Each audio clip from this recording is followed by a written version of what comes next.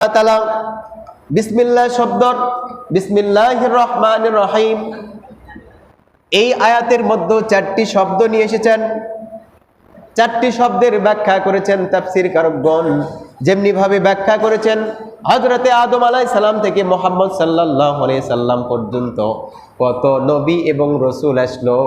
সমস্ত নবী এবং রাসূল কাউকে সহিফা দেওয়া হয়েছে, কাউকে কিতাব দেওয়া হয়েছে। এরকম ভাবে তাফসীর করেছেন। দুনিয়ার বুকে যত কিতাব আসুক না কেন, চারটি উল্লেখযোগ্য কিতাব ছিল, সেটা হচ্ছে তাওরাত, জবুর, ইনজিল এবং কোরআন। সুবহানাল্লাহ। তিনটা রহিত। যত কিতাব নাজিল হয়েছিল সব রহিত। এই কোরআনটা বর্তমানে রয়েছে। এই জন্য বিসমিল্লাহির রহমানির রহিম শব্দের মধ্যে, বিসমিল্লাহর আয়াতের মধ্যে চারটি শব্দ সংযোজন করা হয়েছে। বলুন সুবহানাল্লাহ। আল্লাহ তাআলা চারটি শব্দ দিয়েছেন বিসমিল্লাহর এর মধ্যে। তারপরে আল্লাহ তাআলার অসংখ্য ফেরেশতা রয়েছে। এই অসংখ্য ফেরেশতার মধ্যে চারজন ফেরেশতা হচ্ছে উল্লেখযোগ্য: জিবরাইল আলাইহিস সালাম, মিকাইল আলাইহিস সালাম, ইসরাফিল আলাইহিস সালাম। এরকম ভাবে চারজন ফেরেশতা রয়েছে। আজরাইল আলাইহিস সালাম, চারজন ফেরেশতা রয়েছে।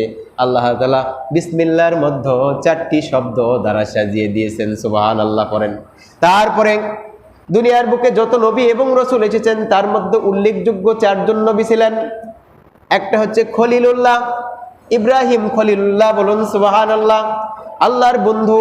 আর একজন হচ্ছে কালিমুল্লাহ, যিনি আল্লাহ তাআলার সাথে কথা বলেছেন, হযরতে মূসা আলাইহিস সালাম। আর আরেকটা হচ্ছে রুহুল্লাহ, হযরতে জিবরিল আমিন এসে মারইয়াম আলাইহিস সালামের কি এরকম বক্ষের মধ্যে ফু দিলেন।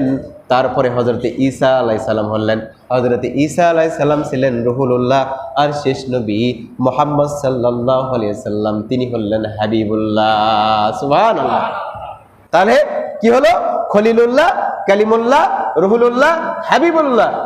এই চারটা শব্দ বিসমিল্লাহির রহমানির রহিম এর মধ্যে চারটা শব্দ রয়েছে। বলুন সুবহানাল্লাহ।